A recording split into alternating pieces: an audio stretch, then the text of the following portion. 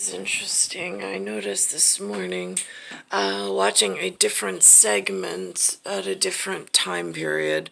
There is this logos from the background, but with different glyphs and symbols on the front that I can't read. In a previous broadcast, the hour before the show went on. And I don't know what classification or what class or race or species or whatever of humans or some form of earthling with ears it belongs to. But I did notice this message about baby formula and the shortage and the crisis going on in New York, and I think it's nationwide over here. It's systemic, really. It's coming through with a broadcast of Esto, Cbs Nueva, York.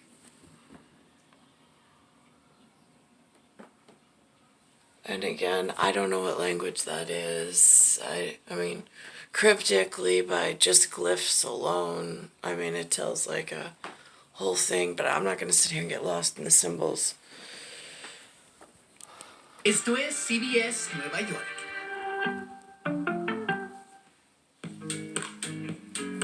Welcome back to CBS Mornings. We'll have our Talk of the Table segment a bit later than usual in just a few minutes, but we now turn to the growing baby formula shortage across the country.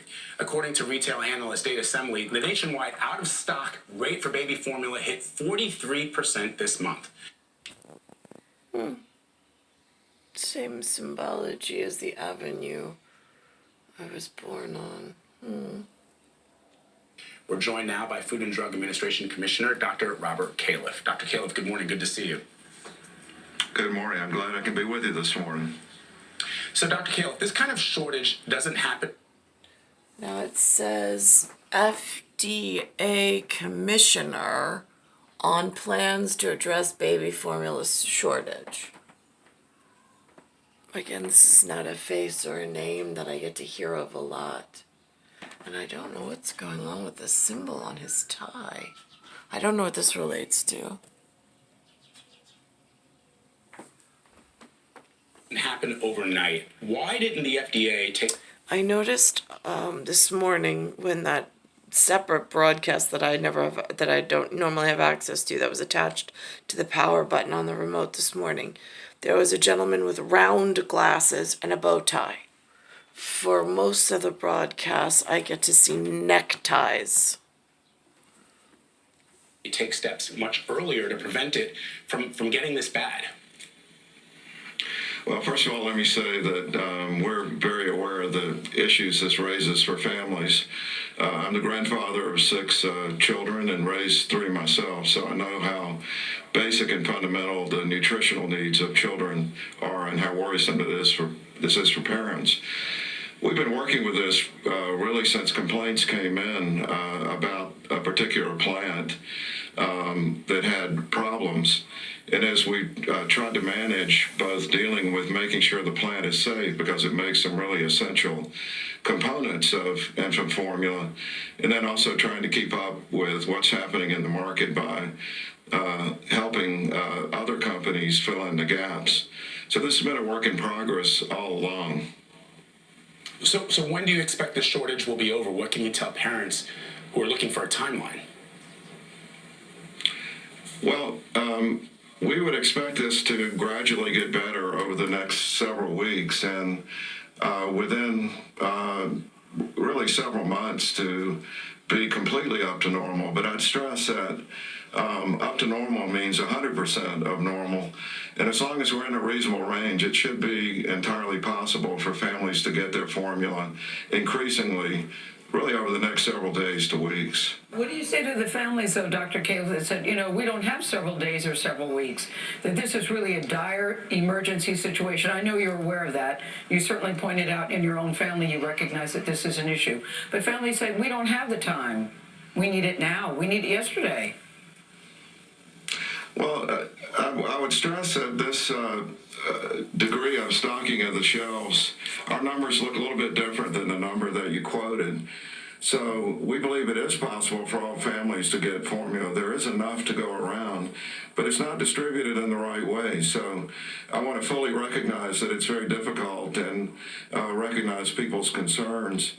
There's a website you can go to, hhs.gov/formula, which gives hotlines for all the manufacturers and a way to get access to formula if you're having trouble. You know, yesterday on Face the Nation, former FDA Commissioner, that would be Scott Gottlieb, says,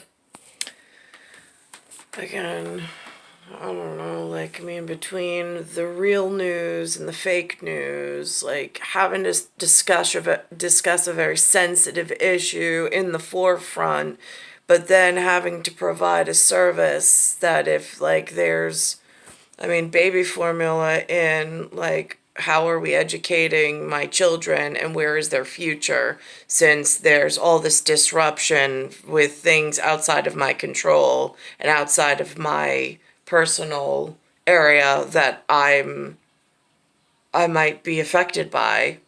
That's on one level.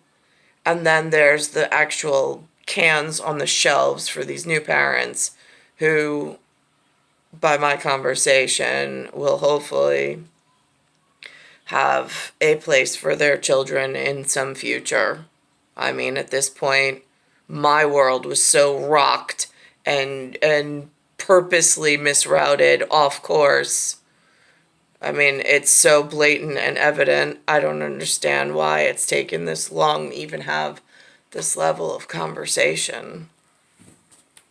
something that had a lot of people shaking their heads or mouths dropped, where he said, basically, there are only 9 people in this country, 9 was the number he named, that. Because he and I are having a real conversation in this augmented form or virtual substation form. She's part of the existential problem, trying to make a name, make a place for themselves, and insert themselves where they're not wanted. So this becomes an even further problem. How do I actually have a real conversation without the people that are trying to insert themselves, embed themselves, and only cares about their success based on the last 100 years of whatever proceeding? I mean, there was a march. They went in front of our local savoir, our savior, which is Lincoln, at the Capitol Monument, and they demonstrated that they and their agenda was more important than my baby formula, my children, and his 6 grandbabies. These are acts of war and terrorism that are not being acknowledged properly in this day and age, in this area. This is trying to rewrite its history like it was no big thing. That oversee the baby formula industry. How is that possible? Well, we'll be addressing that in budget hearings with the House this week, actually. I would say the food side of the FDA has been in need of more financial resources so that we can hire enough people for quite some time. So it's a major emphasis of mine to get this budget increased so that we have adequate staff.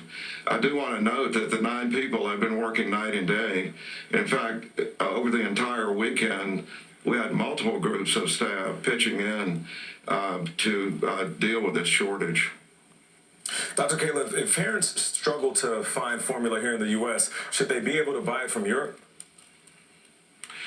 We over the weekend, one of the things that we worked on continuously was putting forth a set of rules that would enable the use of formula that was intended for other countries. Some of it even manufactured in the U.S., intended for other countries. You can imagine that it's really important that we make sure that the constituents, remembering that formula has over 30 different constituents that have to be in the formula, and also that the instructions for use are in English or a language that the consumer can understand. That's very key at the moment, since New York has now introduced scripts, glyphs, and language systems that I was never taught. Only 3 languages that should ever be allowed in New York City at this particular time, based on the route that they've taken, is English, French, and Italian. But instead, there's some form of Arabic, some form of Korean, some form of German. It's Korean, Mandarin, Spanish, and Arabic. How is that possible? I don't speak any of them. Nobody took the time to teach them to me. Whose languages are these? These are not North American languages or scripts. They're not sounds that are normal or ordinary. These are foreign invaders bringing what they know into this new territory. Are these the people who are looking for water source and somebody gave them some route somewhere? Because that's an even bigger problem. Their search and security and their water security. Because mixing out the formula, getting the right formula for the infant is critical. But as soon as today, we should be able to announce our path forward for this.